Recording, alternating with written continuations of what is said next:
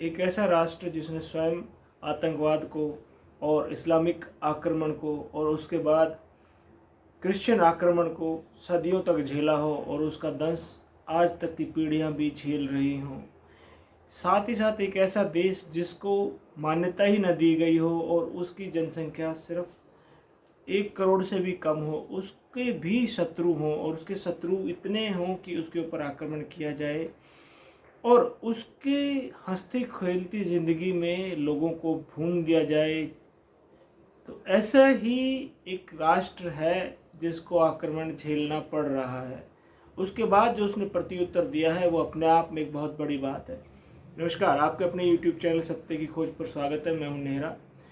मैं भारत और साथ ही साथ इजराइल का जो वर्णन है पिछले वीडियो में किया था कि किस तरह से भारत आक्रमण झेल रहा है और आज भी सतत जिहाद को झेल रहा है, जिसको भारत सरकार मान्यता नहीं देती है। परंतु फिर भी अब जिस तरह से मोदी सरकार का रुख हुआ है आतंकवाद के प्रति, उससे लग रहा है कि जल्दी जिहाद को भी रिकॉग्नाइज करके उसके प्रति कुछ ना कुछ कार्रवाई की जाएगी। मैं बात कर रहा हूँ आज इजराइल की, और इजराइल के ऊपर जिस तरह से आक्रमण किया, जिस तरह से वीडियो सामने आ रहे हैं, 40 छोटे बच्चों को अगवा किया गया और उनको एक जगह पर रखा गया। उसके बाद उनके गले काटे गए।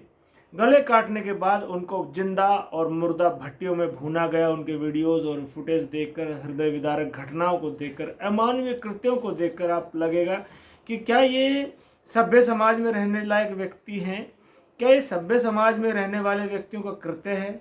जी नहीं, ये कृत्य को मैं आपको 1400 साल पहले ले जाता हूं, जब अली मोहम्मद साहब के जो दामाद थे और उनके चचेरे भाई भी थे, उन्होंने जो इस्लाम को छोड़ने वाले थे उनको जिंदा जलाया था। ये उसी का प्रतिरूप है जिसको इस्लामिक डॉक्ट्रिन में घोट घोट कर पिलाया जाता है। अली ने किस तरह से जिंदा लोगों को जलाया था, वैसे ही छोटे छोटे बच्चों को, 40 मासूम बच्चों को, कुछ तो दूध मुँहे बच्चे थे और उनके गले काटे गए। कुछ गर्भवती महिलाओं का गर्भ चीरकर उनके भ्रूण को बाहर निकालकर हत्याएं की गई। ये हत्याएं आपको भारत में भी हुई हैं। जब मौपला नरसंहार गांधी जी के नेतृत्व, गांधी जी कहते हुए भी मुझे बड़ा अजीब सा लगता है अब तो, कि मौपला नरसंहार में जब खिलाफत आंदोलन को समर्थन के लिए गांधी जी ने बोला था, तब निरीह हिंदुओं को मारा गया। मोपल्ला जो है केरला में है, उसकी किताब भी आप पढ़ सकते हैं, इंटरनेट पर भी देख सकते हैं कि किस तरह से गर्भवती स्त्रियों को गर्भ से चीर कर उनके अजन्मे बच्चों का गला काटकर सड़कों पर फेंका गया था। वही आज इजराइल में हुआ है। तो इस्लामिक हत्या करने का जो तरीका है वो गाजा पट्टी में हो, इजराइल में हो, भारत में हो या देश दुनिया के किसी कोने में हो, कभी नहीं बदलता है। हाँ, लेकिन भारत ये चुपचाप सहता रहा सदियों तक और उसने हमारे पूर्वजों ने उसको आक्रमण का जवाब भी दिया। लेकिन 1947 के बाद जो हम पर सतत आक्रमण हो रहा है, सरकारें सोती रही और हिंदू पिसता रहा। परंतु इजराइल में ऐसा नहीं है। इजराइल में करीब 700 लोगों को मारा गया और इतने हजारों लोगों को घायल किया गया। इजराइल ने वो प्रत्युत्तर दिया है जिसकी कल्पना भी नहीं की जा सकती है। उन्होंने इतने बम बरसाए गाजा पट्टी के ऊपर, गाजा पट्टी लगभग लगभग समतल हो गई है। और अभी जो सूचनाएं आ रही है कि वहां पर ब्लॉकेड कर कर उसका खाना, पानी, बिजली सब बंद कर दिया गया है। वो त्राहिमाम कर रहे हैं, लेकिन इजराइल सरकार बम बरसाने से चूक नहीं रही है। वो जितनी भी बिल्डिंगें आपको दिखाई देंगी, जितने विजुअल्स आपको दिखाई देंगे, इससे लगेगा कि हाँ, ये किसी राष्ट्र ने प्रत्युत्तर दिया है।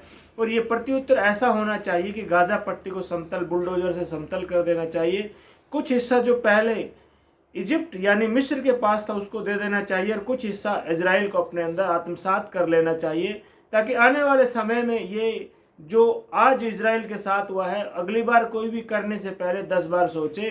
साथ ही साथ जो शत्रु भारत के अंदर हैं उनको भी सरकार को ऐसा ही जवाब देना चाहिए, क्योंकि भारत के बहुत से तथाकथित पत्रकार, जिसमें रवीश कुमार है, राणा आयूब है, शेरवानी है और सबा खान है, और भी बहुत सारे पत्रकार हैं जो इजराइल पर हुए आक्रमण को सेलिब्रेट कर रहे हैं और फिलिस्तीन और हमास के आतंकवादियों का समर्थन करते हुए उसको वाइट वॉश करने का प्रयास करते हैं।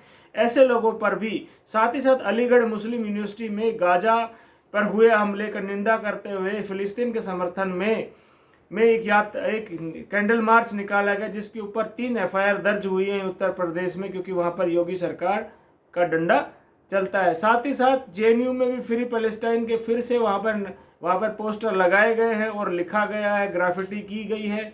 और जो ये पत्रकार हैं जो इस तरह के लोगों का समर्थन करते हैं, इस आतंकवादियों का, उनके ऊपर भी कार्रवाई होनी चाहिए और सख्त से सख्त कार्रवाई होनी चाहिए, ताकि अगली बार देश में रहते हुए कोई आतंकवादियों का समर्थन करे तो उसको 1000 बार सोचना पड़े।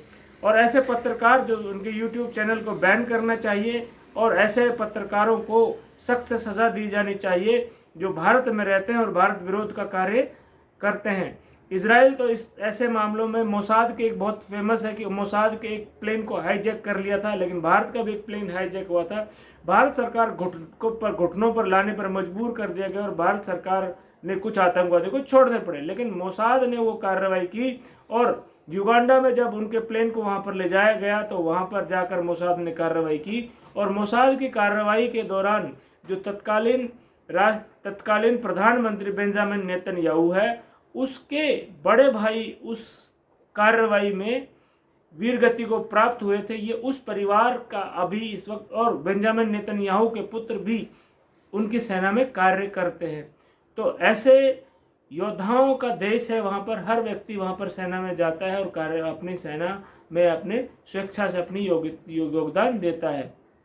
तो भारत को भी इजराइल से सीखना चाहिए और ऐसे लोगों पर कार्रवाई करनी चाहिए। जब भी कभी भारत पर ऐसा आक्रमण हो तो गाजा पट्टी जैसा उत्तर देना चाहिए।